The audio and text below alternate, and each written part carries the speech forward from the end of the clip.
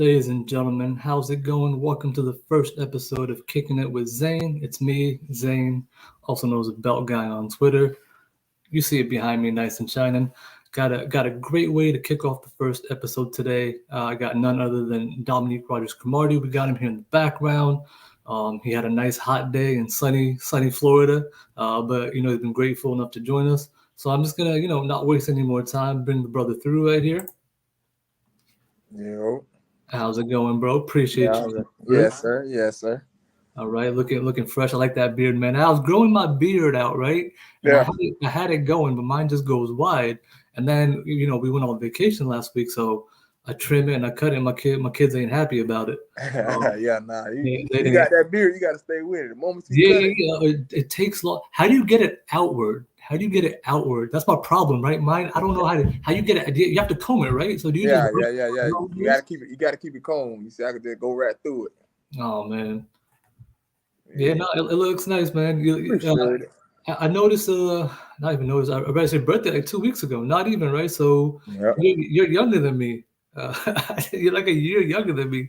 So I think you just turned 37, right? Yes, sir. Yeah. So happy belated. I just turned 38 like 2 weeks ago. Hey, happy belated. Happy It belated. was like 2 months ago. My apologies, in February. Right.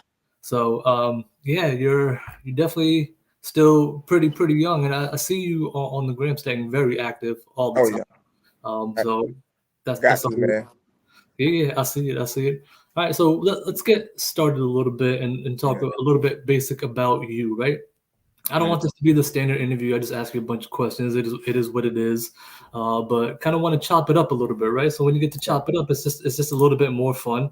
So on that standpoint, tell me a little bit about your childhood. You're a Florida guy. You can tell by the accent. If y'all can't hear it, you can tell you ain't from around here. Nah. Yeah, I'm from the bottom, man. But shoot, man, I say grew up in Bradenton, Florida my whole life. I was born with a non-dysfunctional kidney, so I was told I couldn't.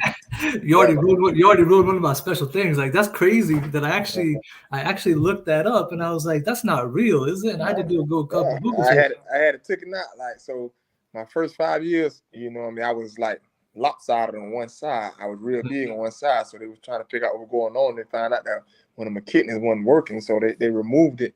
And living with one kidney, they say you can't play contact sports. And after just doing a lot of begging and pleading to my mom, they finally let me play. You had to sign the waivers, and what one wrong hit with that, what can happen. Absolutely. As a result of that. So I was like, man, I don't care. That's why I play defense too, because I ain't just gonna let nobody hit me now.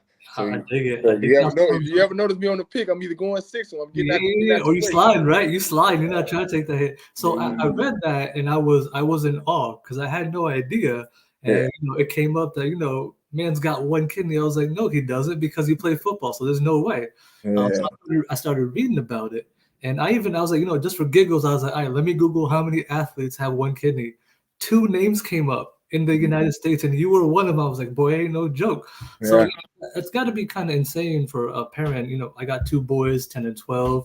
I know you're a father too. It's got to be something now at your stage now in your 30s as a parent. If you know this about your child and he's begging to play, you let him play football, knowing what you know about this? Are you letting it happen? I ain't gonna lie, man. I don't think I could do it. It's tough, but like so my son now, I won't let him play equipment football until 8th grade. I mean 9th grade. Till 9th grade. Till then playing flag. You know what I mean? Because I believe at that young age, if you're not taught right, you just running into each other willy-nilly. And that this concussion thing is real, man. Yeah, and it's dangerous, right? And like you said, you've seen all the clips on the Twitters and the social media about all the poor coaching, all the really, really poor coaching at 8 years old, 9 years old, 10-year-old. You can break your neck, right? It's not exactly something silly. There's a technique involved with it. So absolutely, yeah. I mean, I found that amazing that here's a man that has one kidney, more or less defied what you're supposed to do as a human being, and had, what was it, 12 or 13-year career? 12-year career in the NFL, and God's on your side because fortunately you never took that hit. Right? I mean, that was a blessing in itself to actually learn that. I thought that was pretty crazy. So growing up for yourself, you started playing football. What made you want to play football? Did you see it? Is it just something people do in Florida? No, so back, in our time growing up, man, we was You were outside. outside. We was outside a lot. You So were outside, yeah. the favorite thing was to play was throw them up, bust them up, where you throw the ball back, and whoever catches it got to try to run through everybody before you get tackled and get to the end zone. So all my cousins are 4, 5, and 6 years older than me. So that's why I always had like a little attitude growing up, because I always felt like I had to prove myself. So, and that always stuck with me. It seemed like I always had a chip on my shoulder. It's just I grew up with guys that were older and bigger.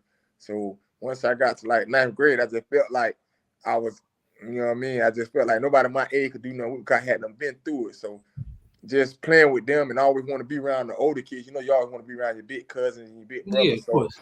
Just playing with them, it just stuck with me. And I realized, because they were so much bigger, that's how I got fast. I didn't want, like I said, I didn't want to get hit. So I had moves back then, man. And then I'm like, man, I'm pretty good with this. So I started playing organized football and did really well, especially growing up. Man, I was known for, they used to call me TD Rodgers. I stood for touchdown Rodgers. Almost every time I touched the ball, I was scoring off a reverse or just pitched me the ball and let me run. So it got to it. But in high school is where it kind of went away. Okay. I went to 4 to 5 different high schools. So I read that too. What happened? What was the transition? So what was happening where you were jumping high schools? My father is a college coach. He's been a college coach for 30 plus years. He's an AD now of a college. So I read. He got out of that. So my mom thought it'd be a good idea, if I want to play sports. Well, she moved me with my father, which I moved to Orlando. And then my 9th grade year, I went to a school, Edgewater High School in Orlando, where they was going to state almost every other year. So they already had their team. So it was hard for me to get on the field. The guys were bigger, faster, stronger, so I left there and went sophomore year, went to a private school. You know what I mean? I was doing well there. They ended up dropping their scholarship program. So I went back to a public school. So all this is in Orlando. So I'm like, man, listen, man, I can't even get on the field in Orlando. So I'm going to move back home. So I moved back home my junior year, the second semester. So I just chilled. And then my last year, I played at a small school that was fairly new. You know what I mean? We didn't have no recognition. So it was hard to get recognized. I think we were like 5 and 6 or something like that. We was an all right team. So, I didn't have no scholarship. So I was like, but I knew I could play because I hadn't played against the good talents of Orlando. I just couldn't get on the field. But in practice, we had guys that were like that, and I was right there with them. So I was just waiting on the opportunity and was blessed with one by Tennessee State. And I see, and we'll get to that in a minute, right? Because I want to chop it up with you. So I got Darius asking this question, right? So when I was talking to you, you said, you're not much of a watcher, you're more of a player, right? You don't sit down, you're not watching, you're an interactive guy. So for your game, as you're going, high school, college, even pros, who are you watching? Who are you? If DRC sits down and says, this was the guy I was watching, and that's where I'm picking up, technique from, or that's where I'm picking up a model from. Darius asked that good question. Who was your game coming off of? So my favorite corner of all time, I actually had a chance to play with him. You know what I mean? But it was Asante Samuel. That was my favorite corner. He had a knack for that ball. But growing up, guys used to always tell me, bro, with your size and your speed, man, you had the ability like Dion to break on balls and get balls. But I used to always watch Asante, even in college. I just seen like how this guy getting in front of the receivers. And I read a thing that he wrote one time. He said it's all about transition. No matter how fast you is, you can run a 4.2 or 4.5. But if you can get to point A to point B, so a lot of people think I was fast. I was more quick than I was fast. That's all I do. Let's be honest. You were both. I mean, I was fast, but I'm telling you, I'm more quick than I am fast. Like I can get in and out of break real fast. Yeah. Fluidity, right? Very, very fluid for your size. Considering you were taller than your average, right. You just built with the right frame where you were fluid enough. And like you said, very, very quick and agile. Right. Yeah. So I always used to watch Asante Samuel. That's a heck of a guy. So so you jumped around the high schools. Makes sense to, maybe you didn't get so many offers, obviously, right? As much as jumping around, you being scouted, it doesn't really happen, right? Because usually guys who are getting scouted to big programs, they're at the IMGs, they're at the academies, right? They've been watched for 4 to 5 years. Here you are coming up saying program, okay, can't get on the field program. So people not really watching DRC at this time, are they? They don't really know about you. No. So how did Tennessee State come around? Was that the only offer? Was it like this is the only offer? Okay. And that's because my uncle was the defense coordinator at the time. And so All my dad asked him to come down. I had made the All-Star game as a backup for the Bradenton and Sarasota Power game, which is the All-Star game for high school kids that's in our area. So I made it as a backup, and he told me, he said he'll never forget in the third quarter, a running back on the other team had like 20 yards on me, and I went and got him, and I called him, and after the game, he said, man, that's the play that made him realize, man, he wanted to give me a chance, and he gave me a chance. There it is. And you had a heck of a career there. Now, we can knock schools for, size, talent, all that. Still D1, right? But I read this crazy stat where over your 3-year career, you only allowed like 11 completions, had like passes defense. Like you were just dominant for a 3-year span. And I believe in that 3-year span, you had the most interceptions in a 3-year span at a collegiate career. So, big school, small school, whatever the case is, you're dominating right now. But you see how the NFL draft is, right? They're going to nitpick and nitpick and nitpick till there's no tomorrow to either drop you down so they don't have to pay you or leverage a way to try to get you on the team, right? It's a game at the end of the day from a business standpoint. So from that business standpoint, here comes the Senior Bowl, right? A lot of people, believe it's a little bit of fodder. It's just TV. It's all that. But Senior Bowl's a really, really good spot for a lot of people to get a little bit more recognition where they're not getting it. And one of those people, prime example, is you. Your Senior Bowl is really what put you on the map a lot, because here you go from TSU high school, we don't really know about you, to all of a sudden first round pick, 16th first round pick. So what happened at the Senior Bowl? Was this finally a little bit of time for you to puff out your chest and be like, I could do this? It doesn't matter who's there. Yes, sir. I was shocked to get in, but I think there was a time they were taking small school guys at this point. So man, when I got the notification, I'm like, in my mind, I said, it's showtime. Now I get to go against the guys that they say are the best, from the Alabamas, the USCs, the Texas, the Floridas, the LSU. So I went in, and the first day when you go into the meeting, you can't see anybody. Man, I wore a suit to the meeting. Yeah. So most guys come in their little gym shorts. I wore a suit and tie. I was letting everybody know I'm here for business. Man. And I think that whole week in one-on-one, they may have caught 1 or 2 passes. Like, I had it on my mindset. I mean, I got to show these guys I could play with the elite talent. And after seeing them, after that first day, I realized, somebody going to have to see me. I just need the opportunity. And the opportunity just kept coming and kept coming. So you go from Florida to Tennessee, right? What does that change like, right? So that was different, man. What was that like in college? Geographical change. You're 18, right? You're a kid. You're making the change. Your uncle was the D coordinator, all that, but mom and dad aren't there. Siblings aren't there. It's just you. What was that transition like? Man, it was, because I never been out of my city for real. So and never been on a plane. So that plane ride, my mama had to ride up with me.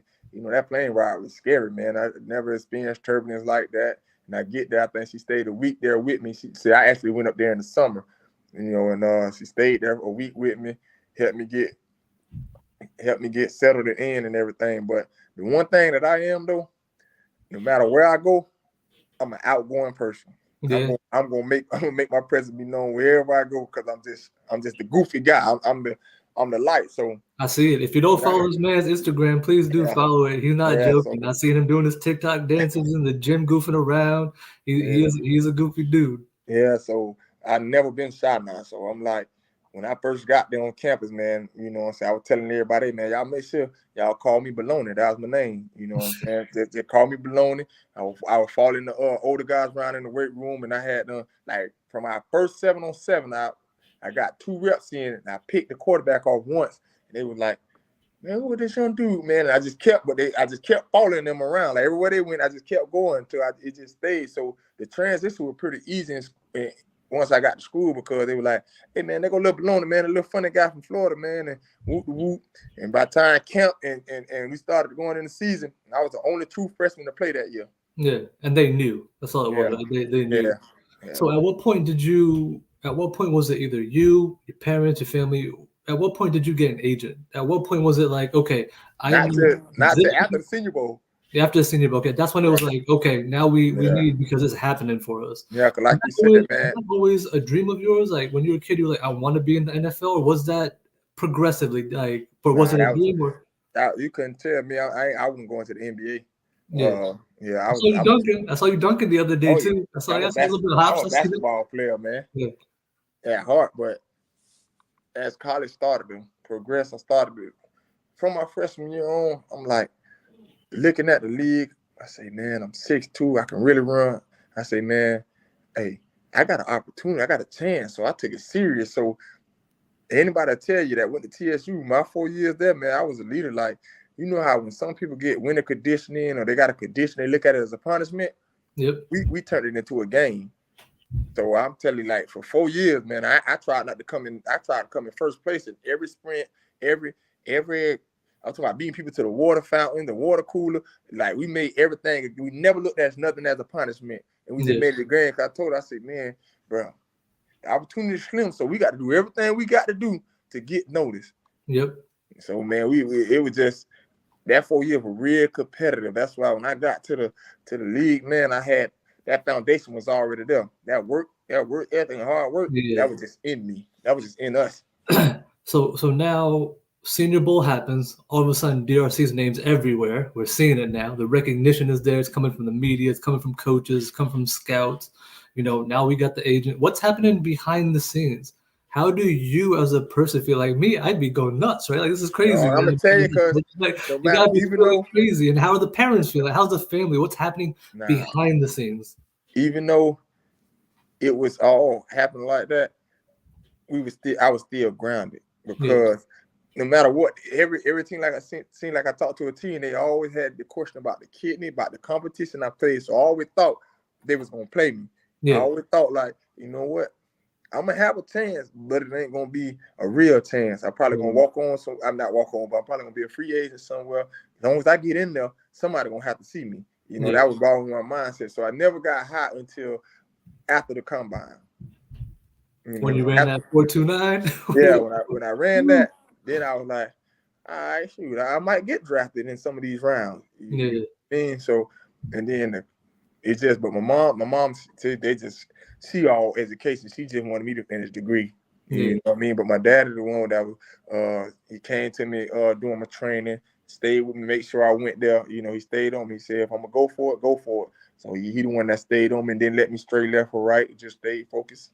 Well, he's already in the world, right? He kind of knows what it is at the collegiate level. He's got a little bit on the inside in the industry, how it goes from program. So you got that mix, and mom's is right? Education first. I tell my kids the same thing. My boys love ball. Oh, I want to be in the NBA. That's cool.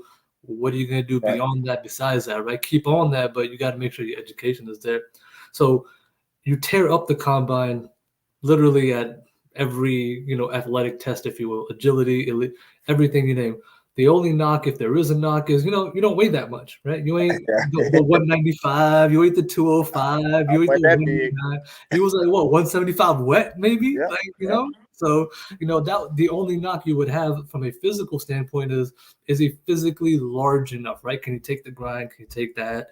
And of course, like you said, the NFL scrutinizes to an unbelievable extent. You got the draft coming up. We'll hear ridiculous things about everybody. So when you're at the combine now, you're meeting with teams. Was there a team that you felt like they're giving me something extra? Is there a team kind of in your ear a little bit, or is it kind of just sporadic? No, man. I really thought I was going to the Saints, to the point where they gave me a private workout right before the draft. They bought their receivers down there and a quarterback. And I never forget it. We did one-on-ones, and man, I was locking up, man. So I'm a for sure pick. There was a high pick though. I think it was at 6 or 7. Okay. And that's the only team that I thought, them and the Patriots. Them two, I really thought, because at Pro Day, the Patriots pulled me to the side, and that's the only team that I had a conversation with after my Pro Day. So Saints, but I really thought the Saints was gonna do it, because that day, the one-on-ones, and I was on them. So I'm like, I'm going to the Saints. When that draft came and they got that line back, I was like, what? So was your agent feeding you at all? Hey, listen, we think you're a first rounder. What was the conversation happening from that side of the world? I wasn't even talking to him. Oh, you were just ghosting him. It was just nah. I told my daddy he handled all that. Yeah, okay. He was like, yeah, man, we got your grade because I had a 3rd round grade. He was like, we got your grade, and then as I kept going through the progression, it kept going up. And I'm like, man, y'all handle that but I ain't lie. But I remember draft day, I wasn't even happy. I was mad. I was mad because I done been through the combine, I've been through the Senior Bowl, I done seen everybody at my position. Yeah. You know what I mean? And once the first corner was chosen, I cut the TV. What was it? Because you knew. You were like, nah, that's a mistake. Yeah, I cut the TV off. So do you watch college ball at all? Are you at all clocked in on any of these prospects coming up in any form, or I'm just not in that world? Hey, no, I'm not even in that world. Gotcha. I dibble and dabble in and out, but to be like honed in on it, no, I'm not really. Yeah. So there's just one question that Mark brought up, and this seems to be a guy that a lot of people are talking about, Emmanuel Forbes, right? Yeah. Ball hawk, 166 pounds. Yeah. Right? Small corner. So, how do you feel about guys like that? Forget Emmanuel Forbes. If you're producing at the college level at a lightweight or a unprototypical size, what does that transition for you? What does that transition mean? Can I still be successful if I hit? Because we did this last year with Cordell Flott, right? We picked up Cordell Flott. Cordell Flott, I believe, was listed at like 175, but he was probably like 170, right? And we were like, oh no, he's too small. He's like 165-ish. But that boy was nice this year because I watched him. Great read and react instincts, and I was like, all right, he knows how to play regardless of the weight. So when there's an individual like that that's either too high, too low, not pseudo prototypical, what do you think from the athlete's standpoint? What's the lens to look at him? Yeah, so I took a look. Remember a few years back when I played with the Giants. You remember Dante Dion? Yep. Yeah, he was small. Dion was 5'8", 158, and played a lot. He ended up going to the Rams and winning the Super Bowl and had major time on the field. Trey McBride wasn't that large. Trey McBride wasn't big. Right. So you're going to get that from a scout standpoint. Yeah. Your job is to let it go from here and keep on going. You know what I mean? You can't let that affect your game. You got to know who you are. Like you said, he a ball hawk. You can flat out get to that ball. That ain't going to change. You know what I mean? What you got to do is study your opponent that much more. You got a bigger, slower guy. Understand how you're going to beat him with your feet. That's all I did coming in, because when I came in, I had to receive with Calvin Johnson, Brandon Marshall. You got these big guys, man. My mind said, I'm not finna go out there and be physical with you. I'm finna sit off and let you run in your route, and I'm finna undercut you in a lot of your routes. Yep. You know what I mean? So that's all studying instincts. That's all it is. You got to know your opponent, but your game. Were you, because of your situation with the non-functioning kidney, your one kidney, how much is that actually in your mind, or is that just not a thing? It was so young, I don't even think about it. I just been doing it. Is that even a thing that ever comes across, or it's not even a thing? No, it's not even a thing. Once I got to high school, it wasn't even a thing no more. Gotcha. It is what it is. So draft night comes, you get the call. It's the Cardinals, right? First round pick again. You're going from 3 or 4 high schools, Tennessee State. You don't know me. Senior Bowl, here's the name. Combine 4.2. Here I am, first rounder. What's that journey like in like a 4-year span? How does that feel for you as an individual who, I never thought about the NFL, but I'm a first round pick? Man, it's unreal.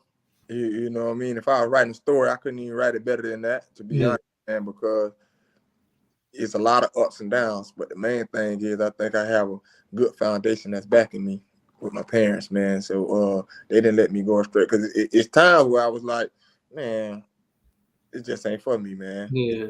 Even when I first got into the league, my first year, man, because like you said, I'm not used to getting caught on, and I get angry when I get caught on. So I got guys like Kurt Warner throwing to Larry Fitzgerald, Anquan Bolden, and Steve Brexton, and I'm like, man, these guys catching the ball on me. Yeah, how's that happen? They're catching the ball on me. Yeah. And I called my, you can ask my mom, man. I called my mom like, hey, man, I don't think there's NFL for me, man. These dudes is different. Can't do it. These dudes is different. Yeah. But I just stayed with it, man. But see, it's one thing about that confidence. Once you get a little bit, I just kept it runs. Yeah. And you had a hell of a rookie year, man. A lot of people can say you had that journey on the rookie year. So you go to the Cardinals, and you mentioned the names. Just sit here and think about this, right? You're a rookie coming in. You come in the facility. You got Hall of Famer Kurt Warner. Yeah. You got Hall of Famer Larry Fitzgerald.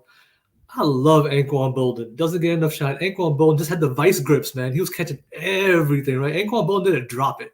And then you had Steve Breston, who a lot of people, if you're not familiar at that time, Steve Breston was nice. Yeah. I think in that 08 year when y'all went to Super Bowl, everybody had over 1,000 yards. Like everybody was eating. And then even though he was a little bit seasoned older, you had Edgerrin James. Like it was stacked on that side.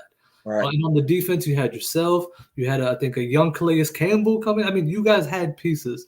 So I was lucky enough to talk to Kurt Warner last year, too, in a little interview. So I asked Kurt Warner about those 08, Cardinals. And I was like, how good was that team? He was like, look, we weren't really good. We just got by and made. He said it flat. He was like, we weren't really that good. He was like, we had some great plays. We had great timing, and we had some dogs. But we really weren't that good. And he was like, we were – blowout, not a blowout. Scrape by, don't get us by 40, or are we gonna win by? Yeah, and you know what? The Giants played the Cardinals that year. I remember we won on the road. All right, cool. We were having a good year, and then the whole Plaxico thing happens, and womp womp for us, right? Too bad. But you guys seize the opportunity. Boom! It's just like lightning in the bottle, right? All of a sudden, you're just kind of up. And 08 was just what a year. You come as a rookie. I think you had 4 picks as a rookie. You go to the Super Bowl as a rookie. As this journey's happening, what's all the success doing to you? Like, how are you feeling? Like, what's happening in my life right now? I ain't gonna lie. So, the week of the Super Bowl, man, I ain't gonna lie. Hear me? Yeah, I hear you now. I rented the limo and drove a limo for a week straight around the city of Arizona. I was just cruising, man. I was on the high. I'm not gonna lie to you, man. I was on the high. And then that night, when we get out there, I'm telling you, man, mind you, I done played the whole season. When them Pittsburgh Steelers walked on that field, I promise you, that had the biggest team I ever seen in my life. Yeah. The first play they run the screen at me, and 2 big linemen come out there and just maul me out of bounds. And I was like, oh, this gonna be a long night, dog. Yeah, that was a game, man. That was a game. Obviously, it didn't work out in you guys' favor. So as a competitor, how do you even get over that? Do you get over something like that? Is it something? No, I don't even like it is what it is. But I don't go to my mama's house, man. So when she go upstairs to her trophy room, as you walking up the stairs, she got a big picture of us, Antonio Holmes catching the pass in the back of the end zone. Why is that in her house? And I'm trying to figure out the same thing. Why she got that? I'm like, Mom, what are you doing? I mean, it's literally, I want to take it down so bad. Did you ask her? No, I don't go up the stairs. You need to text Mom and be like, Mom, we need to talk about this. This don't make no sense because that's not me over there. So what's happening? Right. Okay. So you have that. Things for you in Arizona, and you're ball hawking. Let's be really honest, right? You're ball hawking your first 3 years, like, and then all of a sudden, you get traded. Yeah. What have, like, make it make sense? You're obviously should be a cornerstone player. You're doing excellent. You're doing well. Is it kind of a Kurt Warner's gone? It's a rebuild, downsled. Let's see what we can man. Or what happened? I can only blame myself, man. I ain't gonna lie. I always had this little chip on my shoulder, where I wear my passion on my sleeve. Yeah. So a lot of coaches gonna mistake my passion for an attitude. Sure. You know what I mean? I just like I said, I don't like to get caught on. I'm like that to this day. Even if you play me one-on-one basketball, I don't like to get scored on. So it's like when it happened, I kind of, what's going on? And then when people harping on you and stuff, I kind of lash out. Yeah. You know what I mean? So to where it seemed like a problem, I just think that they never really took the time to get to know how I operate. So you bring up a really good question here, because I've got friends like that, right? There's some people who have, I don't want to call it outbursts, but they outwardly have emotional moments. But when they get it out of their system, that's really it, right? They've moved on from it. Where we can do conversely, there's people who just compartmentalize, but they hold on to it, and maybe it blows up. Right. So as a man in the industry of the NFL, let's talk a little about like men's mental health. Yeah. What is that like in the NFL? Does it exist? Is there a safe space? Is it just, it's got to be one of my teammates? Is it a coach? And you're not that far removed from the league, right? It's not like you played a decade ago. Like you're a few years out of the league. Right. What was that like in the locker room to have a space to be yourself, where people are like, I get it, we got your back, you got out your system, versus you're a problem. This is a culture. You know, we hear that word. I don't even know what it means anymore in the NFL. People just throw it around like crazy. It's not a culture. They'll say that this guy don't fit our locker room. Yeah. And I don't know what that means if you're not willing to understand the individual, like you said, right? So what is that like for you where you're having a moment, you're looking for support, but it's kind of like, yeah, deuces, man. We don't like these moments. Yeah. How does that make you understand business or the locker room and how's all that going on? I think that leaving there really affected my play of Arizona. I mean, in Philly, you know what I mean? Because when I got to Philly, man, I was just like, oh, because I didn't think you should get rid of me. You know what I mean? So I'm like, dang, they don't really want me. So I was kind of down. I'm feeling like in my head a lot, like, what's going on? Like, shoot, I'm here every day on the front line. Like, hey, like, if I got a problem with somebody, I'm gonna step to you. You know what I mean? Like how stuff was handled, I think it was the wrong way. Yeah. You know what I mean? But one thing I can say now, teams do have that safe space. So, you know, every team there, you have your like a Bible study that like chapel guy. Yeah. And after practice, maybe once or twice a week for an hour, you just sit around each other and talk like men. You know, and on every team, I always attended those. You know, that was my favorite thing to do because it helped you see just the organization and just life from a different standpoint. You know what I mean? So it kind of kept me. I think it prolonged my career because I used to have moments, man. Yeah. That was your synergy, though, right? It brought you down a little bit when you were having those moments. And again, it's okay to have those moments. Like I said, I feel like I know people like that. And I was kind of early like you when I was younger. They'd have those moments. I'd be like, what's wrong with that guy? Like, there's got to be something wrong with that. But that's younger me, too. As you get older, you're like, that's not a big deal. I see where you're coming from. Like, you just need to get it out of your system, and then you move on from it. And what's the big deal? So what? You didn't hurt anybody. Nobody was attacked. Right? You just had a moment. Right? Nobody was hurt. It was a moment. So I definitely feel you. So now I hate everything Philly. I'm a notorious Philadelphia hater in every shape, way, or form. You know, I'm from Jersey. I don't like nothing about Philly. I don't like the people. I don't like the city. Ain't nothing I like about Philly. You know Jihad Ward, right? So Hattie's got me blocked on Twitter. I don't know why. I ain't never said a bad word about this man, but it's probably because of how much trash I talk about Philly, and I know he's from Philly, right? So you get to Philly, we got the dream team, right? So as a fan, this was hilarious for me. Tell me what's happening. It's about hilarious. Hey. It's hilarious for me on the outside because I root for their failure. I don't care about those guys. I literally hate them. And for somebody who's played on 3 teams in the division, I'm sure you understand. Yeah. So you get traded to Philly. Now, number one, how does all that logistics work? You're from Florida. You end up in Arizona. How does a living situation? Who's taking care of it? You got an agent doing it. You got to find something. Now all of a sudden I got to jump to Philly. How's that affect again? Friends, family. All this is like actual real life stuff. I understand it's a business, but as an individual, how do you handle all that movement? Like I'm going to Philly now. Got to pack my bags. Where am I supposed to live? Like what's happening? So on every team, they have designated apartments for you to stay in. Like most of the teams stay here. They stay there. They stay here. So everywhere I went, I just stayed in like the team apartment. You know, I never bought nothing anywhere. Yeah. So it was easy for me to pack up. So let's say if I get traded to Philly, probably the first week or two, I'm gonna stay in the hotel. Yeah. The team hotel until I find something like a little 1-bedroom apartment because I'm only there. I don't plan on staying there. Because one thing about it, that last game, I'm gone. Yeah, understood. Okay, so now you come to Philly. What happened? Like that's all I can say. Like, we weren't bad though. I just you guys weren't bad. I think we had a lot going on just as far as just in the lock, like just different players. We never jailed. Okay, you know, we put this team together during the summer, and I just think we never just really jailed because they broke it up in a year. Yeah, it didn't last. It didn't. We didn't last. We didn't have time to really get it. It was like a one-hit wonder. So it was you.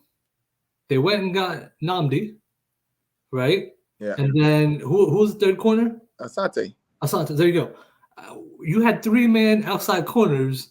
Yeah. What was the game plan like? It was put me inside. Okay. That was my first shot at nickel, and in my head, I'm like, man, I'm 6'3", man. I'm not on potential. Like this ain't why I belong, man. But if that's how I got to get on the field, that's how I got to get on the field. Yep. You know what I mean? But it worked for me. Like I was good because I can pick up fast. You know. Yeah. But it was tough at first because, like I said, that inside is a totally different game. Yeah. But that's for your smaller, quicker guys. He's always quick, but that's for your the like you said, the 5'7", 5'8". Yeah, the more, I want to say agile, but closer to the ground center of gravity type, right? When you're taller and lanky, it's a little bit different with the little shakes. And then you ain't sending me on blitzes, so I'm really in there just covering. And one thing about the inside, you got a two-way goal. Now you got your Miles Austin, your Victor Cruzes, man. That's tough, especially when you ain't got no help. Understood. Yeah. Okay, so you go to Philly, it bombs. Great for me, not great for you or the team. Not great for you or the team. But yeah, like you said, they didn't really allow it to go. It just kind of, we're gonna blow it up. I think Andy Reid was gone soon after that. So like the whole thing kind of imploded. You as an individual, though, it's not like you as an individual played bad. You still played well as an individual. Yeah, that's what I mean. You played well. So now it's the off season. Philly ain't happening. How do you end up in Denver?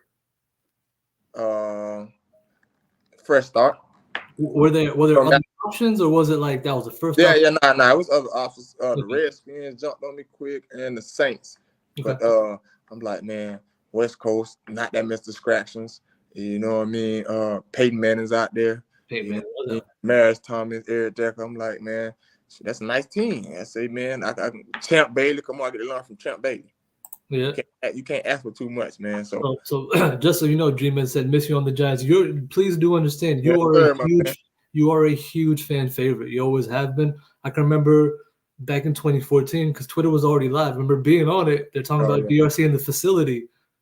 Don't let that man leave. Lock the doors. Don't let him out. So you've always been a league fan favorite. So whether you've been with Arizona or not, people who watch know that DRC is that guy. So you've always been that guy. So fans miss you all the time. And you can see people know. People know. Right? Yeah, people know. So definitely, still watching, still big fans and all that. So you get to Denver, Super Bowl again. DRC, here we are. Peyton Manning, nice defense going on. But Super Bowl just absolutely sliced through, right? Seattle, it doesn't go well. How do you add that to? You already got the first one that's probably killing you. Now you got a second one that's killing you. The second one went bad though, because they whooped us. It wasn't even close. They might be still scoring to this day. That was the one out in Jersey, wasn't it? That was what they played at MetLife. Yeah, I remember that. Yeah, so that one ain't hurt as bad, Plus, we didn't have Vaughn. We had a lot of guys that was out on that defense. So don't get it wrong. Now you still want to win the Super Bowl. Sure, it's not like you're happy about it. It went like that first one. But that whole journey, man, that was to see Peyton Manning like work, man. That was something. That was something I could say I seen in real life. Like the man's a perfectionist, man. The man, he used to make me mad because we didn't have no indoor facility at the time out there in Denver. So in that cold, if the receiver dropped too many practice, dropped too many balls, he gonna start the practice over. Yeah. And I'd be like, hey, man, it's too cold out here to be doing all that, man. I don't know what you got to do. But hey, it worked. We went to the Super Bowl. Kurt Warner, Michael Vick, Peyton Manning, that's quite the opposite end to go on. And then you have a good year, and luckily for us, again, as fans, super happy. How do you end up with the Giants? How does that even happen? Who makes the call? Do you as a player ever tell your agent, I want to go here, make that call, or is the calls come to you? Or is it really both? So I was there visiting the Jets. You know what I mean? And I remember Rex Ryan, right? Rex Ryan was big on you. Yeah, and Trey Rowe called me. He was like, "Hey, Trey Rowe's my favorite safety of all time. Love it." Yes, sir.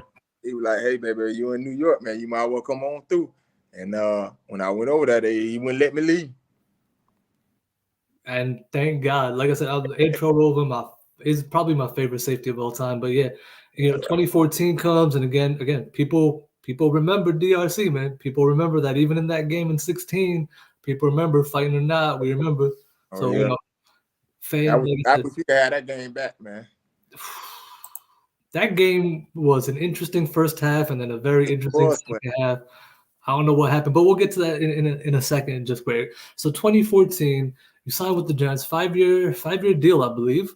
Now again, Kurt Warner, Michael Vick, Peyton Manning, now the other Manning. Now it's Eli, right? Eli's 1-2 himself. He's got his own thing. What's it like against him in practice as opposed to everybody else? What's he like? Now, I know him and his brother, sure as hell, are like oil and water in personality. Yeah, one. Like on the field. They both kind of goofy now.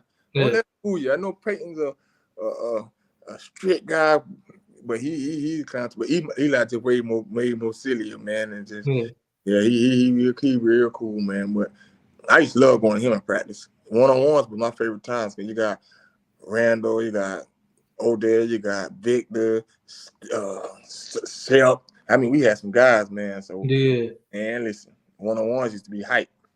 So you're in the Coughlin years. Yeah. Your work ethic's already there, so I highly doubt anything he was doing was bothering you as the individual. Or was it? I just one thing about Coughlin, boy, he gonna find you. He ain't gonna say nothing. He gonna study you. You gonna walk in there the next day. You gonna have a paper on your chair. He gonna find you. When they would tell him, they were like, "I promise you, you gonna break before he break." I'm like, man. My only thing I did, but now that I'm done playing and I see, I look back, I understand what Coughlin was doing. He was trying to groom young men for life. Outside of football. So I never understood why when we get somewhere on the opposite, say we go play away, when we come out our hotel, we have to have on collar shirts and slacks. Yeah. Or you're gonna get fined. I didn't understand that. I used to hate that with a passion because I like to be comfortable. I like to wear what I wear. Especially when you're traveling, right? Yeah. But when you say you come outside the rooms, you gotta look presentable. I'm like, man, we're away. This our downtown. I wasn't feeling it, but I understood it. So 2014 season again, the Giants as a roster are kind of downturning, kind of holding on. It's not going well. The defense sure as hell wasn't great, even with the addition. It wasn't going well. I was getting spanked left and right. 2015, you make the Pro Bowl. You have a great year. It's been a while. Arizona, now you're back to Pro Bowl. DRC still up there. No matter what nobody says, DRC still doing his thing. Defense is still shaky, but the offense is now outperforming. See, the two sides never got on. The offense is going off. The defense is getting scraped. 2016, it's the other way around. The defense is elite. All of a sudden, boom, you got Jack Rabbit comes in, Olivier Bernard, right? They go on that little spending spree. You got Snacks Harrison. They really build up the defense, and the defense is literally elite. I mean, people just weren't scoring on you guys, and that's really how you were winning. Coughlin retires or resigns, whatever that whole debacle was about. Obviously, he was forced out. And then you got Ben McAdon't, or whatever you want to call him, McAdoodoo, whatever. 2016 or 15. 2016 was his first year, right? He has a great year. You guys have a great year. Like you said, that playoff game. What happened in that playoff game with the Packers, right? The first half was y'all was in it. There was that push-off Hail Mary that they allowed to take place. A very clear push-off. And then the second half just kind of gets away. So what happened in that game? I couldn't even tell you about the second half. I was in the locker room the whole time trying to get and that little bone bruises. Yeah, what was the post? That's why I say I wish I could get that, because we had a great game plan. Yeah. We had a beat on them. Like that's how I got hurt the first play, because I recognized a formation they was in, and I kind of jumped it, but I hesitated because it was the first series, so I didn't want to go, but I went a little bit, and the helmet kind of caught me right there in the leg, and then that it was hard to lift that leg up. So man, I was hot, man, but we had to go. I don't know what went wrong, man. I think once they got up and we couldn't catch up. Yeah, fair enough. It's hard to play from behind. Yeah, absolutely. Especially when the offense wasn't the one that year. Not that they couldn't score, just the defense was far superior that year to the offense. So if the defense wasn't getting it done, the offense really wasn't coming through necessarily. Not a knock on them, but just what it was. Right. So 2017 comes around. Ben McAdoo goes full Gordon Bombay from the Mighty Ducks, right? Hair slicked back, puts on the clothes. Everything changes about him. Demeanor, everything changes, and things just go into the crashing. What was happening in that locker room? What the hell happened all of a sudden 2017? You get fake suspended, but not really, because you were told to leave the locker room, but you were. This whole weird thing happens, and it doesn't make sense to the outside. You get suspended for a week for who knows what reason. You get reinstated after like a 5-day fake suspension. What happened in 2017? I think the not winning and the media pressure was getting to him, and I just think he was looking for every little thing to try to reconcile what we're saying in the media and stuff. He's losing the team. Now he want to start suspending guys.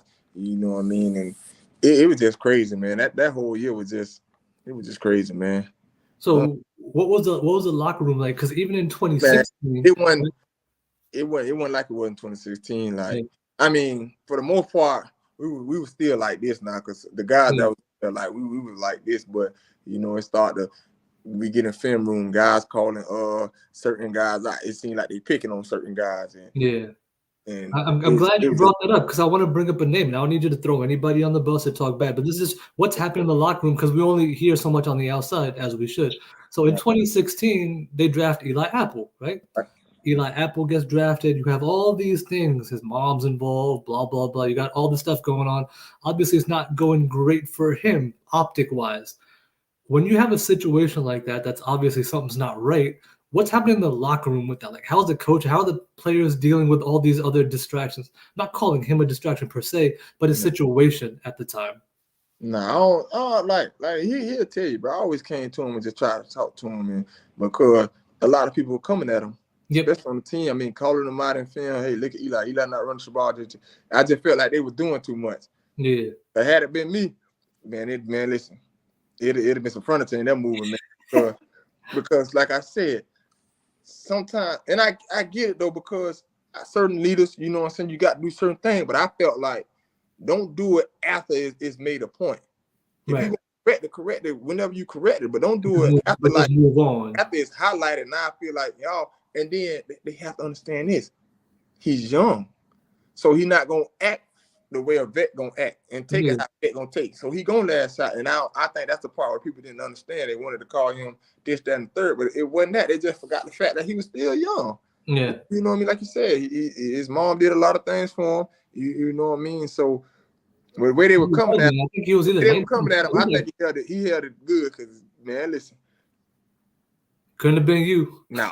Couldn't have been you. So 2017, I think you end up playing, but you start like half the games, and then all of a sudden, like I said, everything's just downturning for the franchise. Not just you, everything's just going downhill. That's why I got suspended though, because I noticed that. I'm like, hey, I ain't getting that much playing time no more. They switching us in and out. I'm cool, you know what I'm saying? I'm never gonna say nothing, you know what I mean? I just believe, hey, when the opportunity presents itself, I'm gonna be ready. You know what I mean? So I remember Jack Rabbit got hurt during the game, and somebody else got hurt. So they had me, and they kept. So I'm like, okay, this is the chance. I'm gonna go outside. Ain't got too many more corners left. So they kept taking me in and out the game. So, you know, like I said, I take stuff in my own hands. So I got mad and I didn't come off the field. So they were like, get off the field. I'm like, no, I'm not coming off the field. So we had to waste the time out, because I'm like, man, everybody hurt. Why we trying to win the game? I'm not coming off the field, point blank, period. So we wasted the time out. So they went off on me because they made me use the time out. So I ain't gonna lie. I told you, when I get mad, I get mad. So I'm like, I don't want me to play. I know what it is. So I took my stuff off and went in the locker room, and they were still doing the game. Yeah. So, like, man, you can't do that. And I said, I understand that. You know what I mean? I get it. So I got back dressed and went back out. You know what I mean? And sat there on the sideline for the rest of the game and went in when they told me to go in. So then I come back in the office. He was like, so yeah, I want you to still go to Denver, but I'm not gonna play you.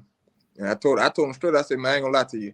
I'm not traveling that far just to sit down for no reason, bro. Cause y'all mad that I didn't get off the field because I want to play. Like, you got to make that make sense, Coach. Like, well, I just seen you last week, a guy push you, threw his helmet down and told you get it. I said, I never did that. I'll never do no stuff like that. Wait. A guy did what now? Man, listen, one thing about me, man, I don't talk about nobody else. But no. I don't want names. You can tell me the story. I don't need the name. Stuff happened the week before. I'm talking about just did some crazy stuff. And I told him, bro, I never did that. Whenever y'all got a problem, y'all come ask me, can I talk to this guy? Can I do this? Can I help him? I say, but behind closed doors, I'm y'all guys to calm everything down. But in the public, nah, y'all act like I'm just some crazy man.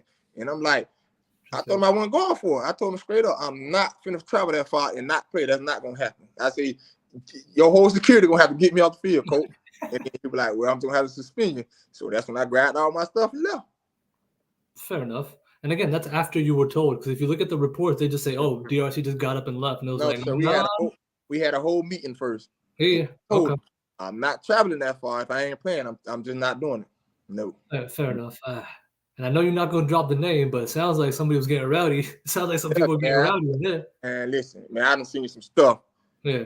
But I, you know what I'm saying? I never said nothing. I was like, I done seen some stuff where I'm like, you would let that go, but you will come to a man who didn't want to get all the feelings. Just try now, do me a favor. Don't give me a name. I don't need to know a name. There was a bunch of people there at the time. Give me a story where like, how did that happen? I don't need to know the name, but give me an incident where like that shouldn't be happening.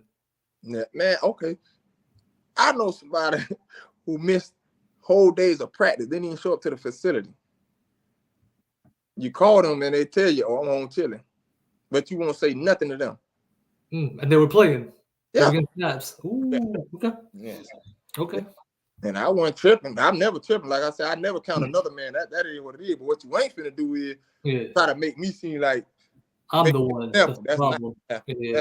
I told him, man, y'all can have it before I ever let something like that. Yeah, listen, that's in any professional work field, right? If I see that even as an employee, I'm like, how is that happening? Like, well, that doesn't work. So understood, because at the end of the day, it's still a business, right? So you got to take care of yourself in the same way. Yeah, like I said, man, it was clearly very, very downhill. Then obviously, you know, Jerry Reese was out, Macadone is out. All of a sudden, everyone's getting fired. It's definitely a Macadone, bro. That was a terrible hire. So in your career now, Giants are closing the door. You're moving on, right? You end up in Oakland. Yeah. All right. You end up in Oakland. Played fairly well. Can't say you played poorly. Nah, I ain't give up.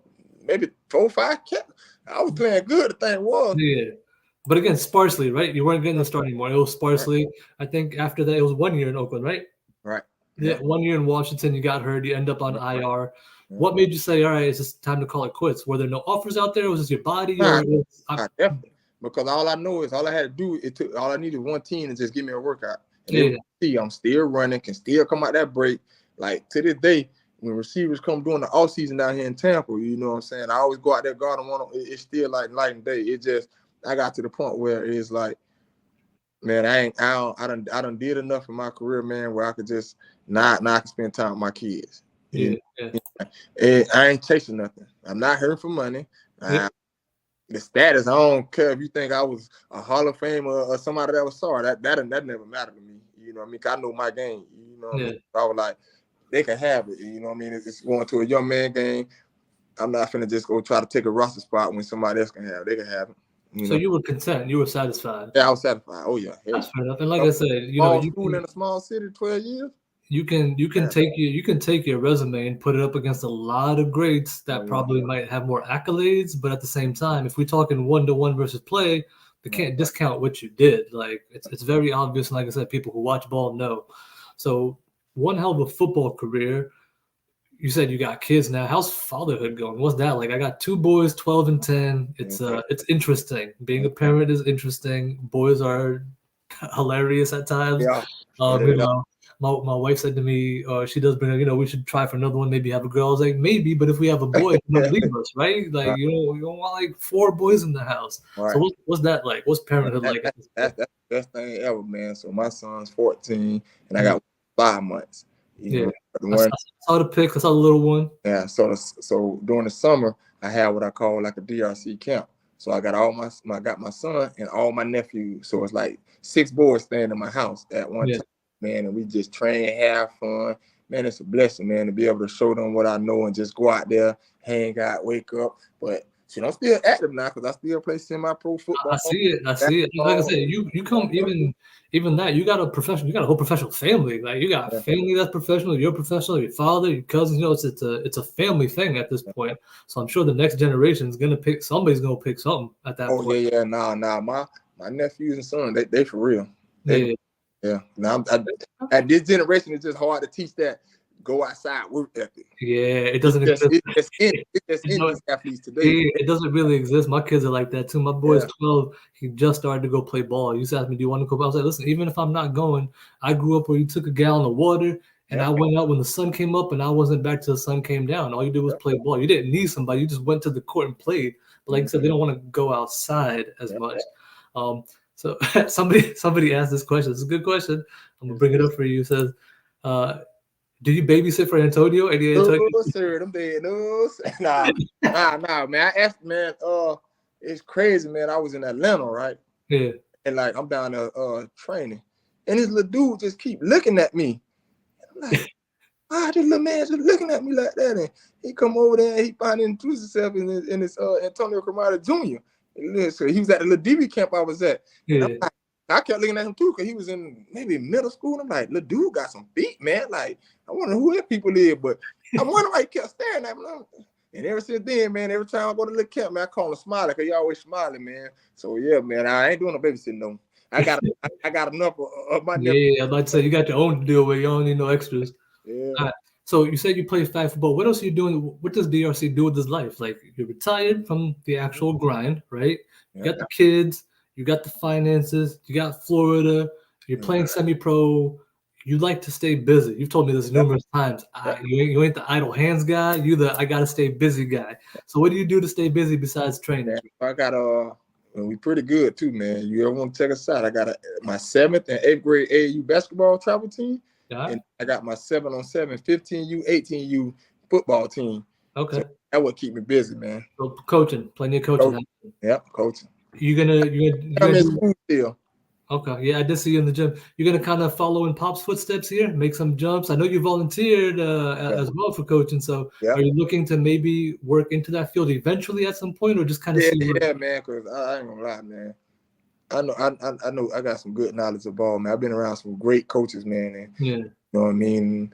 It stuck with me, man. But just from that grind standpoint, especially for DBs and receivers, like footwork, you know what I mean? I learned from Darryl Green. He taught me 2 days. He told me some stuff that, man, I'm telling you, I know some stuff, man. So I'm gonna take it serious. Like, now that my son's older, Hey, look, man, you know, somebody who always looks like a coach, at least on this side, is Shep. Shep looks like he's a future coach in training, man. God bless him. I hope he can stay healthy, but he definitely, you'd love him back as a coach. I'd love you into the cornerback room and get some of your advice, right? It'd be great for again in the future, because former players know how it goes, right? Right. You absolutely should be in that world. So I don't want to keep taking up too much of your time. Just a few more things. With the Giants, who's your favorite teammate? Who's your guy? In that locker room? Yeah. Everybody, man. I can't even lie to you, but was it one person who was to be honest though, because you gotta think, me and Landon, that's my boy. We got our little game day. Every game we do our little thing. Jack Rabbit, even Eli, Snack, but Bobby Hart, Eric Flower, like I would tell I was a locker room. Man, listen, when I come in the locker room, everybody just start laughing because they know it's showtime. But the guy always stuck around me was little Dante Dion. Oh yeah. I mean, when I read a robe in, he go put his little robe on. Like he was just a little dude, man. But me and Landon was something special. Who are you still in touch with regularly? Every last one of them. All right, that's what's up. I was Dante Dion just had his wedding. You know what I mean? I'm on Eli because he done lied to me four weeks in a row. He supposed to see him in Jersey. Landon, me and Landon talk every other day. Snacks. JPP in Tampa. He went to South Florida, so I always him out. You know what I mean? And he played for the Bucks for a little bit, so. All right. I'm gonna shout out this question to Heisman Sigmas, my old head with my pro fights. He wants to know is one of the tips do you watch the receiver's hips as a DB? Is that one of the tips? No, sir. I'm a chest plate guy. Okay. Yeah. Why don't you explain that for us? So if you watching the hips, the first thing, once he make a movement, your eyes gonna come up. And when your eyes come up, that's a false step. Yep. So I always center. One thing about it, it's hard to move the middle of this. So wherever this goes, you gotta follow. Because it's a bigger target. Just like your head, you can do all that with your head.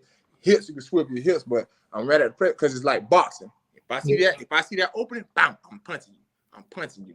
Because your eyes, that's why I tell tall corners, I don't know who told them that we gotta play low. Because the first thing you do after a break is you come up. Yep. So get at a comfortable level already, and you're gonna have transition that much smoother. So my plate is right at that center chest because I'm getting ready to strike you. Okay, fair enough. Who was the most like you on the field? I know you're not watching today, but if there was a DRC counterpart where you're like, I like the way that guy plays because I play like that guy plays like me. Who was that guy? That guy from Seattle, man. The young boy right now? Yes, sir. Woolen? Yes, I'm gonna tell you why. Yeah. I watch a lot of corners. A lot of corners good, but a lot of them do not turn their head and find that ball, whether they keep or not. So if you got a step or two on me, I'm turning around. I'm gonna find that ball. You know, most guys like to run up and try to play the hands. That's how you get a lot of pass interference. Because, like I tell Coach, you got to understand, that ball got to be thrown perfectly.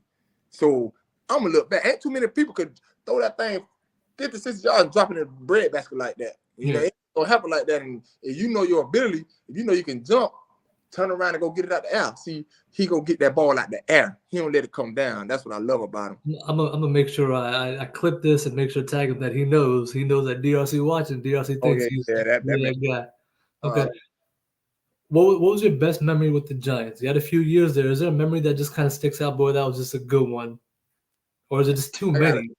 I got a good one and I got a bad one, man. Give me both. Just our trip to London, man. You know what I mean? That us as a secondary, we did everything while we were over there. We did everything together, like go downtown. We went to this spot, went to that spot, man. And then we go out there and we had 4 picks that game, and just it was just a fun game, man. But more so it's just the plane ride, the train rides, and just that. I'm telling you, man, we was a tight group, man. We was a tight group. That's what's up. What was the bad one? Man, when Seattle ran for 400 yards on us. Oh, yeah. Man, if you could have seen that sideline and the things were going on that sideline. What was it like the next day when you had to sit through film for that? That was bad, man. I was going off. I mean, I say, man, hey, come on, ain't no way I should have 8+ tackles. That ain't my job. I'm not here to do that. Somebody better feel that. But we was going, man, everybody was just going off that day, man.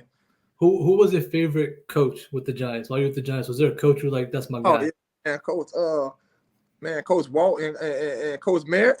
Yep. Man, that was we out the field, man. We go to his house and play spades and all kind of stuff, man. Oh, that's what's up. Right. Family, man. Okay.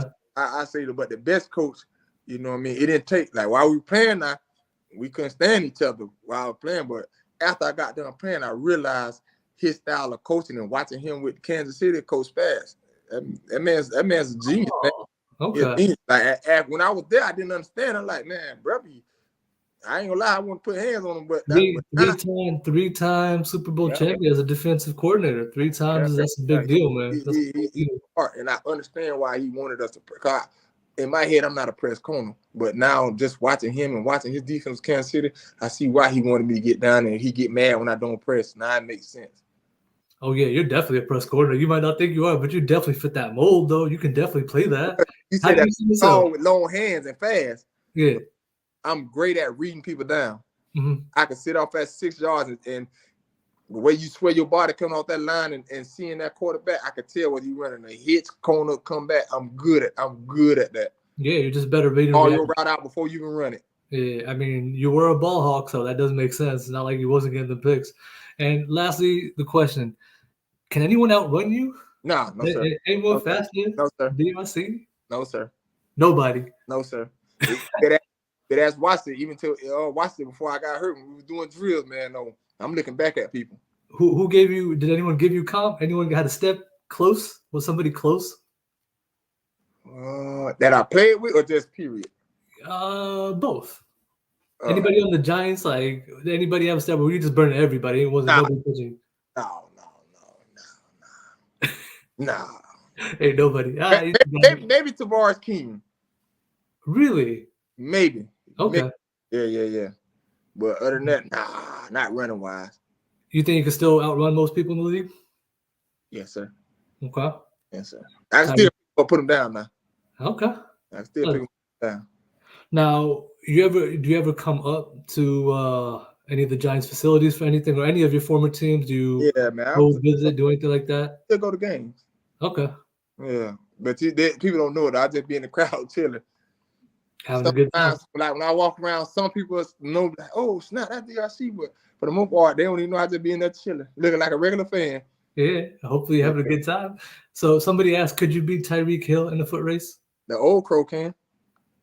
So young prime Crow got him? Yeah. Only person I believe that was running like that back then was Chris Johnson. Johnson. He track speed for real. Yeah. I mean, you were track and field too, so that speed shows. Tyreek, he quick, he real quick and sudden right now. Yeah. You know, I haven't seen his open 60. You know, I seen his time. My time was a little faster than his. But after that, probably 100, he probably way faster than me. Now I ain't no long speed guy. That's why I say I'm more quick than I am fast. Yeah. Like, he just right now. Once you get going, I die down. All right. Last question for you. Opinion one. You don't have to answer it. Right. Eli Manning, Hall of Famer or not? I mean, he won 2 Super Bowls, man. I think so. I think so. That's fair. So it ain't just a Super Bowl, man. He played a lot of years, same team, didn't bounce around, man. I mean, people, it's hard to play on one team your whole career. I always bring this up when people say, "All right, he got lucky." I say, "Okay, how do you get lucky for 8 games with 7 on the road and 2 Super Bowls?" I mean, there's only so much luck can play a factor. Nah. I mean, that's just my take. How can you be that lucky? Nobody's that lucky. All right. Because if it was, then I think Peyton would have had like 5 or 6, or Brady would have had like 10 if it was just a luck base. But okay, well, DRC, my good frat brother right here, appreciate you coming through. Man. Thank you for the time. First episode of Kicking It off with a bang. Thanks to DRC, of course. I appreciate everybody coming in the comments. Hopefully, I get to kick it with you again soon. Especially if you're up here, definitely give me a shout, man. I'd love to connect with you. Yes, you know, you could take a picture with that thing right there. That's my belt right there. Look all shiny and nice. Right. But I appreciate you. I'll definitely be in touch. And thank you so much for being it. For everybody else that came, appreciate you. Thank you. And I'll catch everybody next week. All right. Appreciate it. All right, man. Appreciate you, man. Yes, sir.